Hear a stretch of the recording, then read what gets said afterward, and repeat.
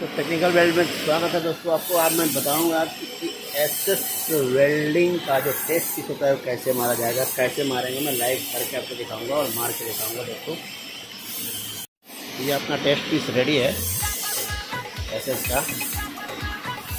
अभी इसको हमको अभी मारना है, ठीक है। मैं मार के आपको दिखाता हूँ लाइव कैसे टेस्ट होता है एसएस वेल्डिंग का। बने रहिएगा मेरे वीडियो में दोस्तों।